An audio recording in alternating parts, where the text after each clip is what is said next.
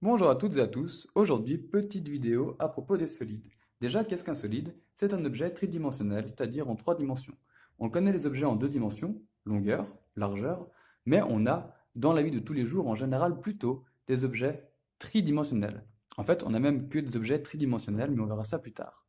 Un objet tridimensionnel, ça a donc évidemment une longueur, une largeur qui peut varier, et aussi une profondeur.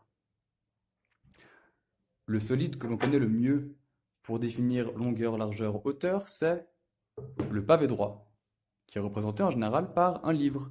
Un livre, ça a une certaine longueur, une certaine largeur et une certaine profondeur, ok, qui est donc l'épaisseur du livre. Une des choses qui nous intéresse, c'est représenter en perspective cavalière les solides, en particulier arriver à les copier.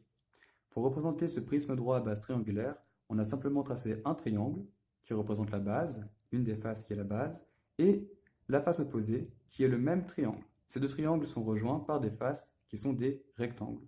On va commencer par s'intéresser au premier triangle, qui est donc un triangle avec 3 carrés de longueur pour ce côté, 2 carrés de hauteur pour celui-ci avec un carré d'écartement par rapport à celui de droite. On peut donc relier ces points pour former ce premier triangle. Puis, on va regarder la position d'un des sommets du deuxième triangle par rapport au premier. Prenons ce sommet-ci. Il est à 0, 1, 2, 3, 4, 5, 0, 1, 2. 5 carrés de longueur, 2 côtés de largeur.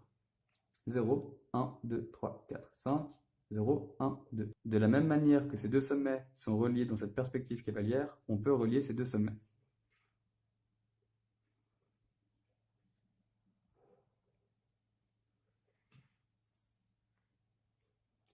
Ensuite, le plus simple, c'est chercher à reproduire le triangle.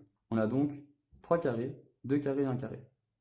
3 carrés, 2 carrés et 1 carré. On sait que cette arête du solide est pleine et que ces deux arêtes-ci sont en trétillé, donc invisibles. Il n'y a plus qu'à relier cette arête en trait plein, ainsi que celle-ci en trétillé. On va faire exactement la même chose pour le pavé droit ci-dessous, en commençant par la base, ainsi que la face opposée à la base. Ici, on compte 3 carrés, et là, on en compte 5. Pour placer la seconde face, on a besoin de savoir où ce sommet se situe par rapport à ce sommet. On a donc 0, 1, 2, 3, 4, 5, 6, 7, 0, 1, 2, 3. 5 de longueur, 3 de largeur. On repère donc le sommet qui se placera ici. Il n'y a plus qu'à reproduire à nouveau cette face.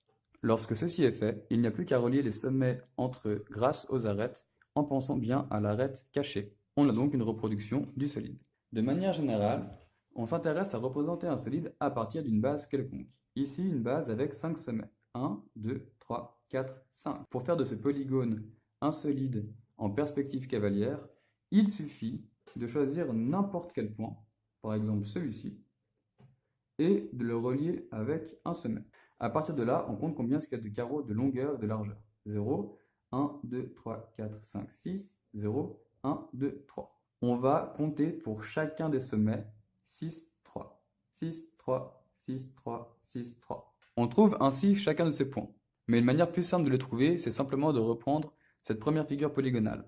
On sait que par rapport à ce sommet, celui-ci se trouve à 1, 1, 2. 1, 1, 2. Par rapport à ce sommet se trouve à 1, 2, 1. 1, 2, 1.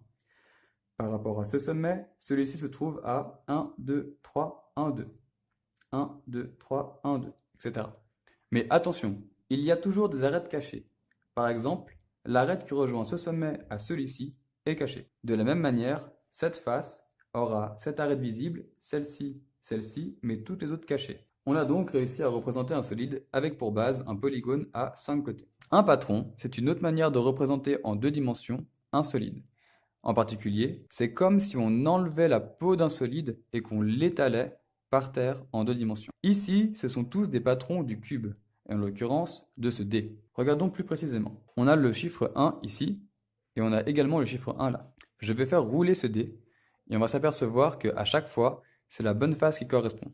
1, 3, 6, 4, on revient sur 6, 5, on revient sur 6, 2. Même chose ici. 1, on fait rouler 5, on fait rouler 3, on fait rouler 6, on fait rouler 2, on fait rouler 4.